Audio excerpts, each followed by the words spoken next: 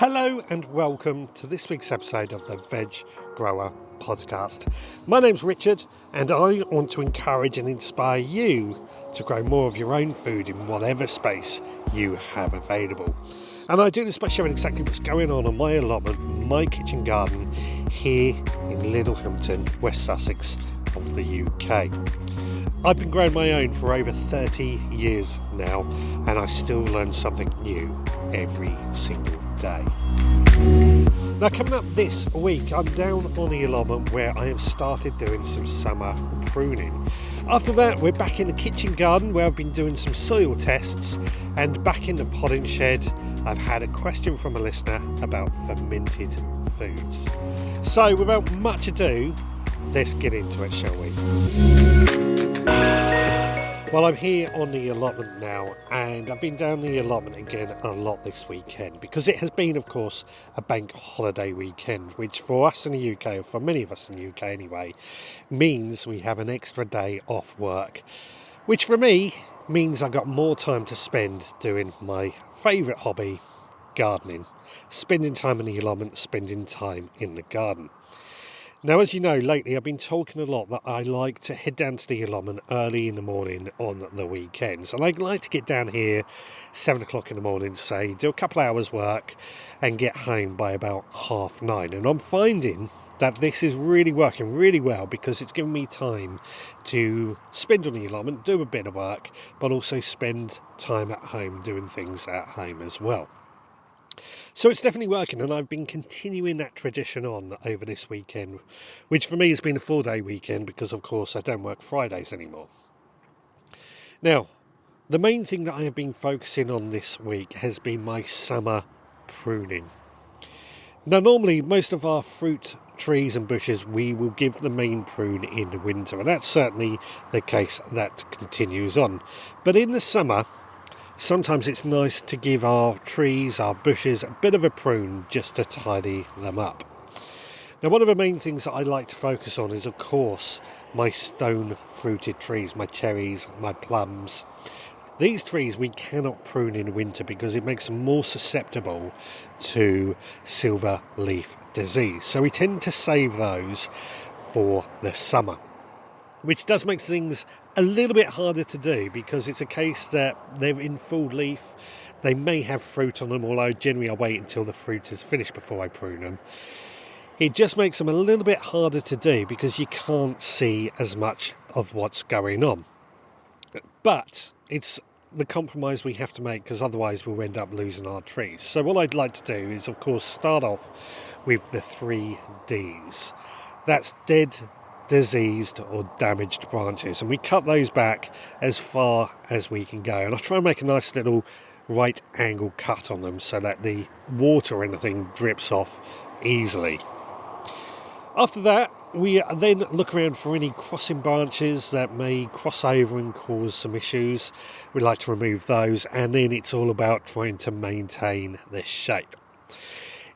When it comes to stone fruits, at this time of year, it does take quite a while to do. It's quite a big job, but once it's done, it does look all the better for it.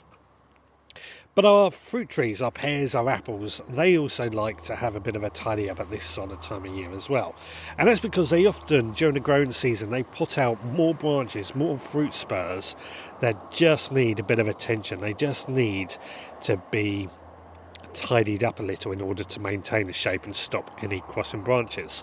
So I've gone around those and given those a bit of a tidy up as well. It's not an easy job because everything is in full leaf, but it does make a difference. Now, of course, in the winter, these fruit trees will have their real prune done to them. And I think it is very important to acknowledge that these trees do need regular pruning. In fact, a listener has shared a photo in her Facebook group of the amount of apples that she harvested because it has been, one, quite a bumpy year, but also because she pruned the fruit trees in the winter and it made a hell of a difference to the quantity of apples that she got.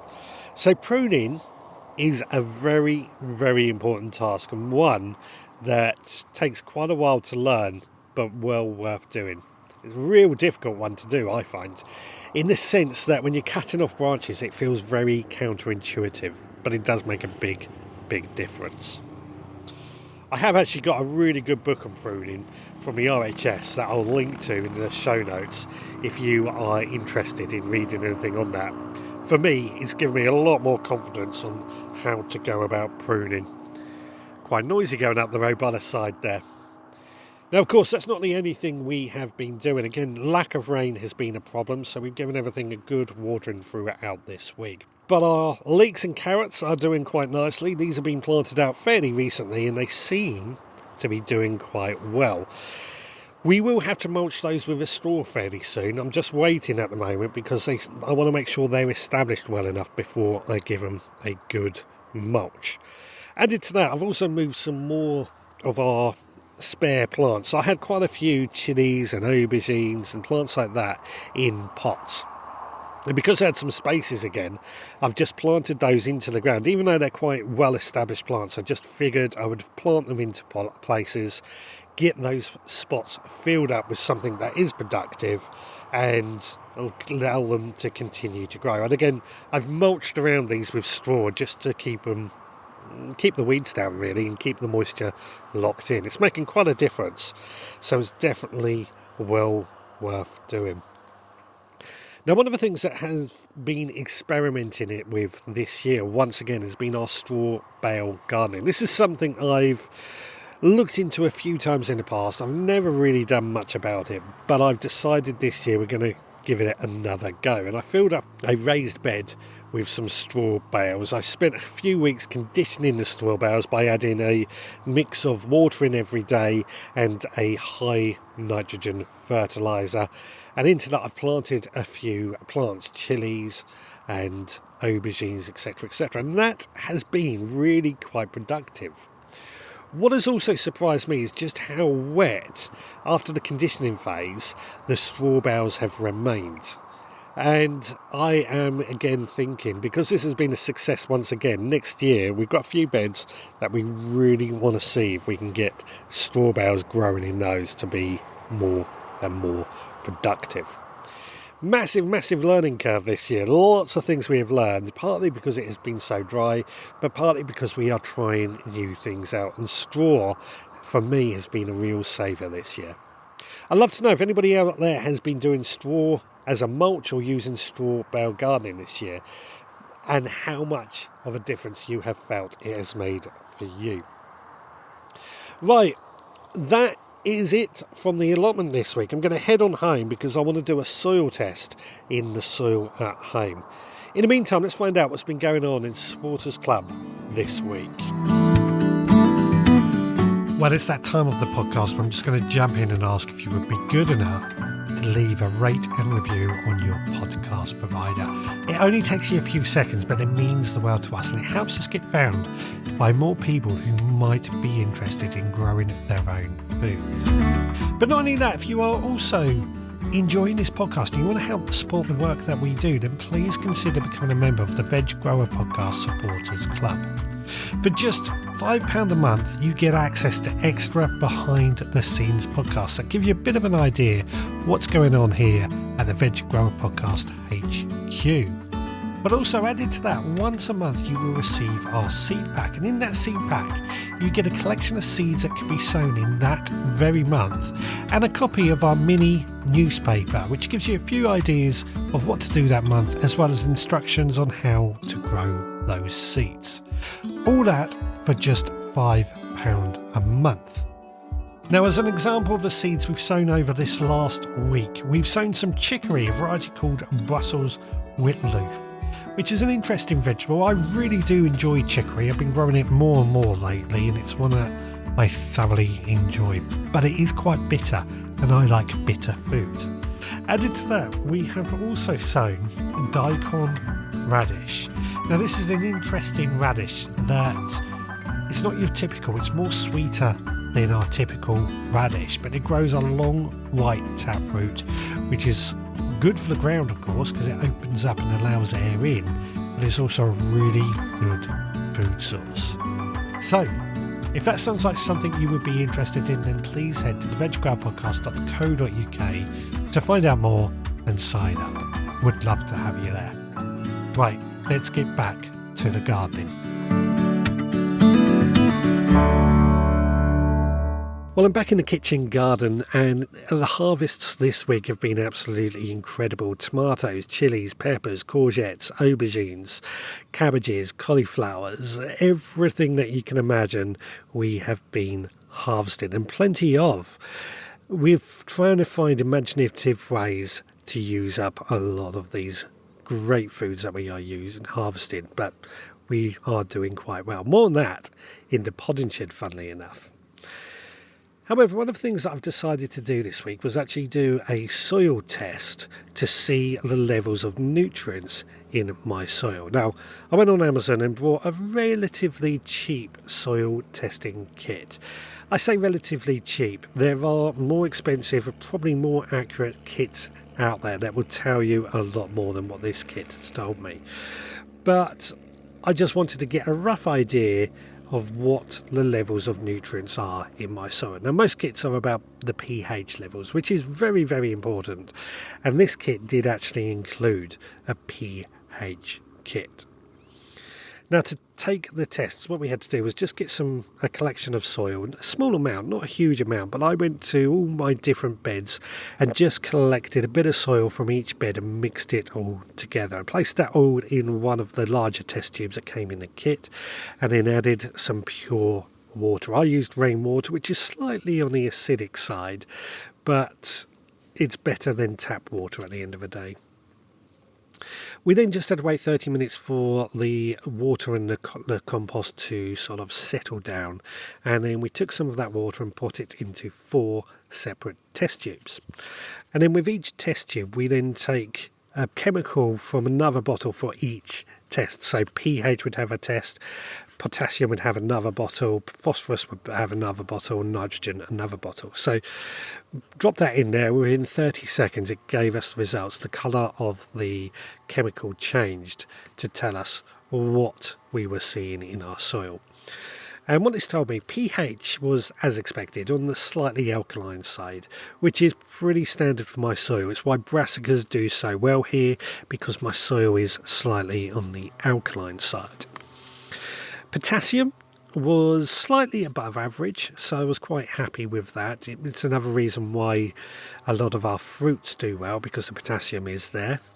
Phosphorus was about average, so pretty happy with that. But nitrogen. Now, my nitrogen was a little low.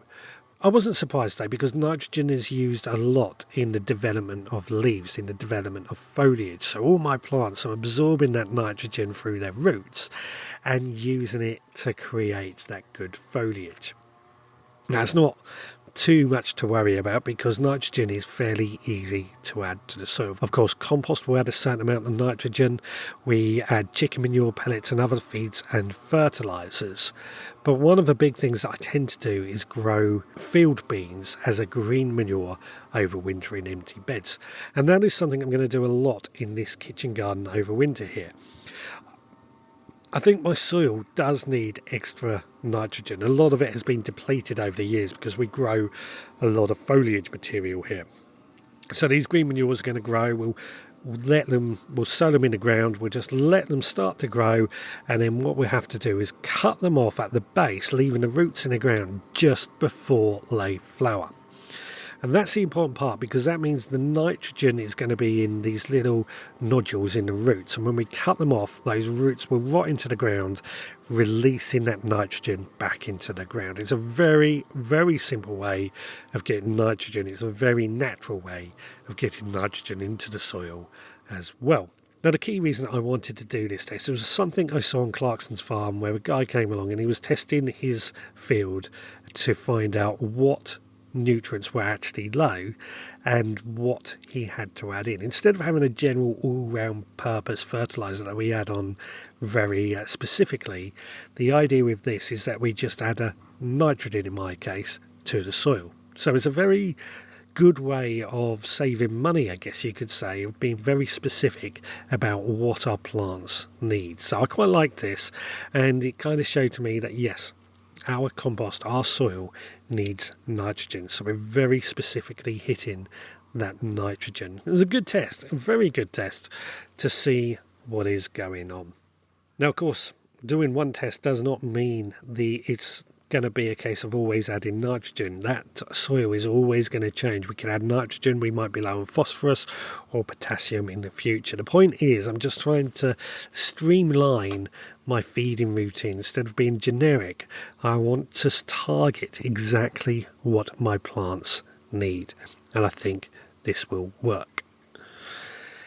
Now, talking of my plants here, it's still very, very dry. We're expecting rain this week, and luckily I managed to get my water butts set up in order that they can catch some rain when this rain comes this week. I'm really excited about rain. I've got to say, it looks like we are going to get a good amount of rain as well.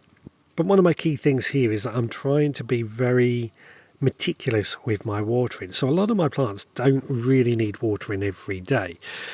Plants that are in pots do need a bit more, but that can be mitigated by placing them in trays. And recently I planted out some kale. Now this kale, lovely kale, it's going to grow right throughout the winter and provide us with some good leafy greens, same as on the allotment. But because it's newly planted, we did need to water it every day to get it established, and it certainly did look like it. Following on from that, today I've actually planted out some chard, and that is looking the same. I watered it when we planted it, but I reckon it's going to need another watering today, and again over the next few days, regular watering. However, when I look across at one of my beds, this is my leafy green beds where I've got things like mizuna, mabuna, spinach and carrots and things like that growing in there. I look at it and I sort of think, some of those plants are looking like they need a drink. And what I mean by that is that the leaves are just starting to curl. That's a good sign that they need a drink. Now, this is one of the key things that I look for when I'm thinking about watering my plants. Many of us will just water our plants willy-nilly and just say water them every day because that's what plants need, in theory. But reality is, once they are established, once they got their roots going down deep enough, they shouldn't need watering. I mean, you go into a woodland and you very rarely find people watering the trees in there once they're established. So we're trying to do something similar here at the Veg Grower Podcast, in that we're not watering every day unless we have to. And this is what I'm looking for. So obviously my spinach, my mizuna, my mabuna is going to need a good watering. That's fine. But it may not need that watering again for quite a while, maybe another week, providing we give it a good drenching. The trouble, again, I think many people make is they sprinkle a bit of water on for a few minutes when actually you need to really get that water on there for a good half hour if you're using a hose pipe, maybe longer. I tend to use a watering can, but we've been changing that up a little bit more lately, what with the addition of my new water butt pump, and that's working quite well. Gotta say, it is working quite well. It's saving a lot of time, but we are definitely in the market that we need to water certain beds a little bit more. Right, well, if you've ever done a soil test on your allotment or your garden, what were your results? Love to find out more about that.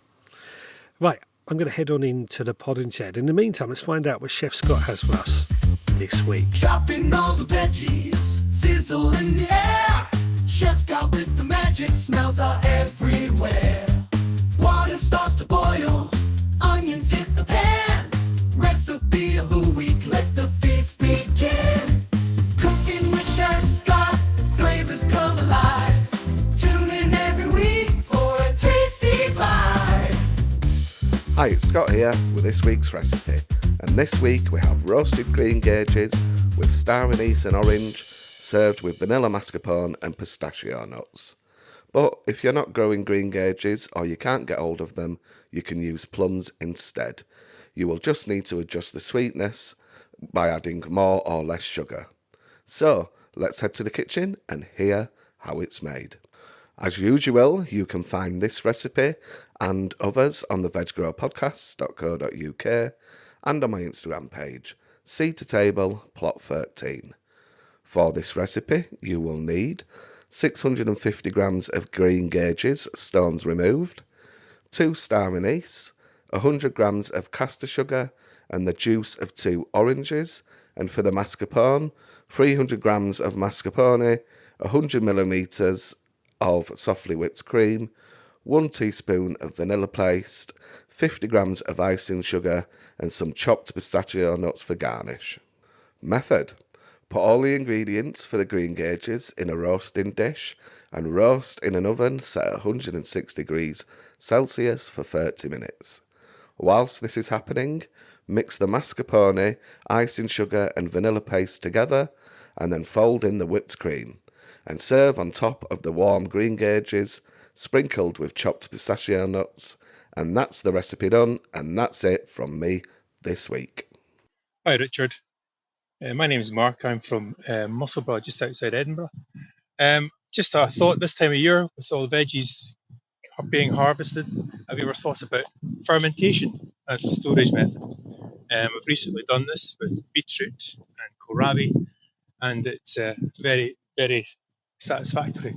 Anyway, let me know what you think and whether or not it's something you would consider doing. Okay, thanks. Bye.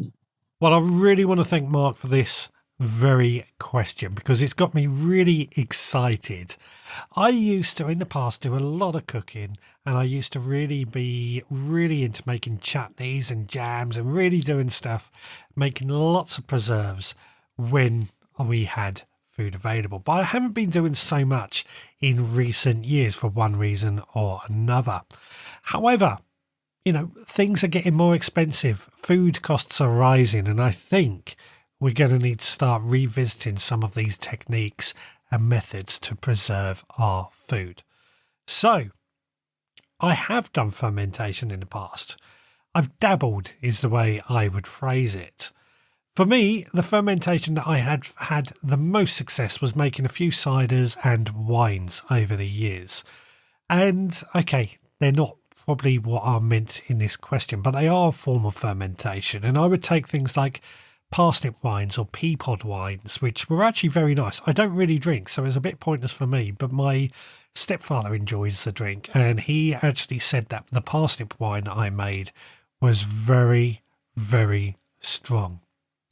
Once I also tried giving sauerkraut a go, but it wasn't my biggest success, if I'm honest with you. I don't quite know what I did wrong, possibly too much salt, or I didn't give it long enough, but it just didn't taste very good. The kitchen did smell quite interesting though, it has to be said. Now, fermentation is a really old form of preservation. It was around long before refrigeration, and it's going to be around for a long time yet. I don't think it's as popular in recent years, but I do think some of the fermented foods, such as sauerkraut or kimchi, have re-emerged as being very popular, partly because they do have an increased shelf life, but also because they add probiotics, which is good for our gut health. So there's health reasons as well. And the other great thing is that when we ferment foods, it doesn't require expensive kit. Just some jars, some salt and some vegetables. Really, really, in theory, quite easy. Now, sauerkraut was the one I've already said I've tried, and what we have to do to make sauerkraut. I'm going to be trying this again, but it's basically a case of finely slicing some cabbage, taking some salt and massaging that cabbage with salt until liquid is released. Then we pack it into a jar tightly under its own brine. We weigh it down and cover it loosely and let it bubble away at room temperature for a week or two. Tasting it as we go and see if it's ready. Kimchi is actually very similar, but we add chili, garlic, ginger, maybe even radish as well. So these are some of the things I'm thinking we're going to have to be trying to make again. At the moment, I'm harvesting lots of cabbages, so I think sauerkraut is going to be on that list. Added to that, there's also fermented pickles such as cucumbers or carrots, which are also submerged in a salt brine with herbs and spices, garlic, dill, mustard seeds, that sort of thing. So, yeah, I think there's going to be something that we're going to have to experiment with here. The key rule with this is that the veg must stay under the liquid to prevent mould, but it is simple. You don't need any fancy fermentation crocks. An old jam jar will work well. Now, I do think we're going to explore this a bit more in the future. As I said, food prices are climbing, and I'm starting to see it more and more that we need to really make our homegrown food go further. And I think more people will start rediscovering these traditional ways of storing food as well. I mean, at the end of the day, it also saves on energy costs as well. It's definitely something I'm revisiting properly. We'll find out how we get on. So thank you very much for that question. It was absolutely fantastic. If anybody else has a question like that, they want to leave a voicemail, just head to the veggrowerpodcast.co.uk and leave a voicemail. But that is bringing us up to the end of this week's podcast. If you do have anything you want to add, then please do head to the veggrowerpodcast.co.uk, leave a voicemail, leave a comment, and anything like that. You can email me, richard@theveggrowerpodcast.co.uk. Now, also, if you have enjoyed this podcast, then please do rate and review on your podcast provider. It only takes you a few seconds, but it really means the world to us. Maria, actually, from last week, has left us a voicemail saying she was really happy with the advice we gave last week about avoiding slugs and snouts. But over on Instagram, Lineman Sparko has left us a review, and he says, really glad I have stumbled upon this podcast, full of useful insights and great content. I love hearing what has worked and the things that haven't. Give me so much inspiration to get out and do more gardening. Thanks for all your hard work. No, thank you very much for leaving that comment. It really does help us and means the world to us. We have also on Spotify, we've had a comment come in from Mummy, who was one person who asked for a patty pan squash recipe that I shared last week. She says, thank you so much for responding to my patty pan squash request. We'll definitely give it a go. Top tip, when serving homegrown veg to your young family, make sure you don't accidentally serve what will forever be known in our family as caterpillar gravy broccoli for dinner. It's a surefire way for your kids to push aside their meal and you rustling up quick beans and toast instead. All you can do is laugh. Also, my daughter Freya, aged 8, says thank you for the recommendation of a hori knife. It was her birthday on Friday and she got her own gardening bag with tools and her own hori. She feels very grown up. Rest assured she will be supervised. No, thank you very much for that, Mummy, and we've all done it, haven't we? We've eaten food and we've had caterpillars or other bugs in our food and it's pot us right off. You won't be alone. It's one of the joys of growing your own food. So please do leave us a rate and review if you've enjoyed this podcast. Also, if you've enjoyed this podcast and want to help support the work that we do, then please do consider becoming a member of the Veg Grower Podcast Supporters Club. I think that is just about it. So until next time, please take care.